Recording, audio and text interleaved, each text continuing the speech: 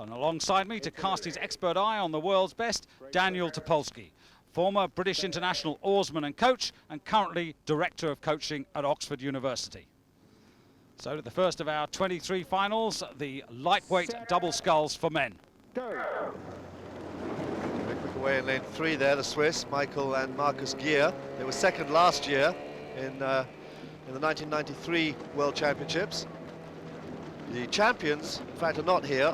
The Australian world champions, Bruce Hick and Gary Liner, they've gone into the lightweight Coxless 4 for Australia. Just a reminder, this is the lightweight division, so these crews must not average more than 70 kilos, and neither man can weigh more than 72.5 kilos. Lane 4 in blue, it's Italy, Francesco Esposito and Michelangelo Crispi. Certainly very much fancied for a medal as they come through the first 250 meters. On the far side in lane 1, Germany, it's Björn Speter and Nicholas Hoch, and pretty close together, Dan, at this early stage. But the Italians perhaps in lane 4 now, just beginning to make a move. Yes, well, there's no one more experienced than the Italian at bow, Francesco Esposito. He's 39 years old, and he has 9 gold medals to his credit since 1980 in quads and doubles. Here are the Gier brothers from Switzerland in lane 3. They were second last year. And it's Italy and New Zealand in lane 2, Robbie Hamill and Michael Roger, who are leading the field in these early stages. Over in lane 1, here's the German partnership I mentioned before of Speter and Hauch as we come through the first quarter, and it's Italy who have the lead ahead of New Zealand, then Spain in lane 6 closest to you in third place, and the time 1:31.72 for the first 500 for the Italian duo. Esposito is remarkable as an athlete. In fact, he's only 170 centimeters high, 1.70 meters. That's 5'7" but what a powerhouse there. Very, very strong, very, very long for such a small frame. And they've already opened up a huge lead on the experienced Spanish duo. DeMarco in the bow there has been around as long as Esposito, but they can't match that fast start. Yes, very much a rematch without the Australians, of course, from last year, but we have the silver and bronze medalists, and the Spanish were 4th here last year. Here's the British duo of Stuart Whitelaw and Andrew Sinton. Yes, they've done well to get to the final there, but they're going to be hard-pressed to match the Italians, who are now opening up a good lead there. So far, it's Italy ahead of New Zealand. New Zealand, who were 5th in the final last year in 1993. And here are the Spanish duo, Jose Maria DeMarco in the bow and Juan Carlos Saez setting the rhythm, and back to the Italians. Look at the fine finish of the Italian double. They've got very, very powerful finish, very firm send away at the finish, and that's what gives them their surge there as they come into the 1,000 meters. Half distance, Italy go through ahead of New Zealand, then Switzerland in the bronze medal position, with Spain in 4th, 5th were Germany, and 6th in your picture now, Great Britain. Finding this tough. Yes, Whitelaw and Sinton were in the British quad that came 5th last year.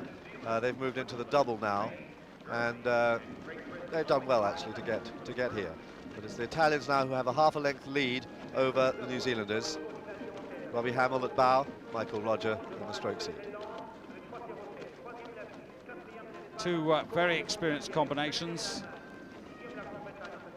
The Gier brothers, well, they've collected plenty of World Championship medals, apart from the silver. Last year they were 3rd in Montreal in 1992, they were 4th in 91. But I wonder, Dan, whether they've just got enough of an aggressive approach to this to really get up and mix it.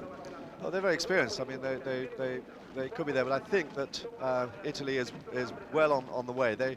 Last year they were 3rd, and I think that Esposito was very keen to try and finish his career as a world champion, and he's making no mistake this time. No one really catches Esposito once he gets out in front like that. Spain currently in 4th place. They were 4th last year. And it's clear water now for the two Italians, and the further they go, the better they look. Indeed, indeed. They're opening up now to a length and a quarter. It's still New Zealand in 2nd place, holding on there. The Swiss pushing into 3rd place. and Spain in 4th as they come into the last 500 meters. Indeed, and really the fight now very much looks for the silver and the bronze. The Spanish just a little bit off the pace now, but here's the Gear brothers. It's Marcus setting the rhythm at stroke, sitting behind him older brother Michael, and they're now threatening the New Zealanders, but both of them have got a lot of work to do if they want to get back on terms with the Italians, who now are coming into the sight of the enclosures. You can see how keen Esposito is. He's early on his stroke man there. He's picking it up. He's very, very tough on those catches, keeping a good lookout, but he's not going to get caught. There's no way they're going to get caught. They're very, very strong there through the middle of the stroke.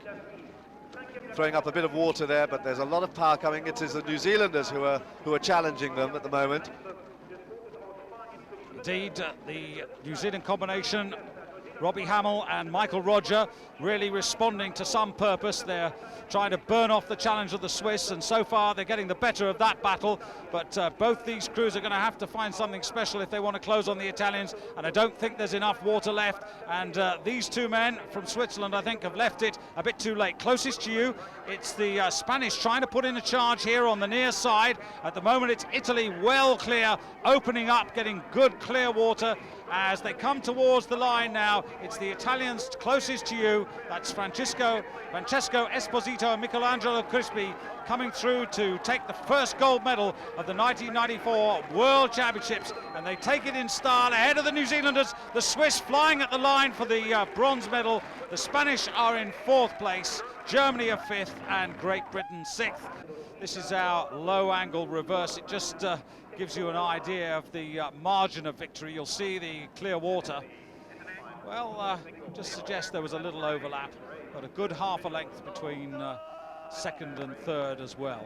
And gold medal number 10 for Francesco Esposito, the first one coming in this very same event back in 1980 with Ruggero Verocca. What a record this man has. The winners in Lucerne earlier this season have confirmed that very good performance there by taking the gold medal. New Zealand improving to take the silver this time around. So the medals awarded, and I just wonder, Dan, whether that little man right at the heart of affairs there, Francesco Esposito, will this really be the last time we'll see him stand on a World Championship podium? There'll be many who will miss him, and let's hope that perhaps he changes his mind and comes back.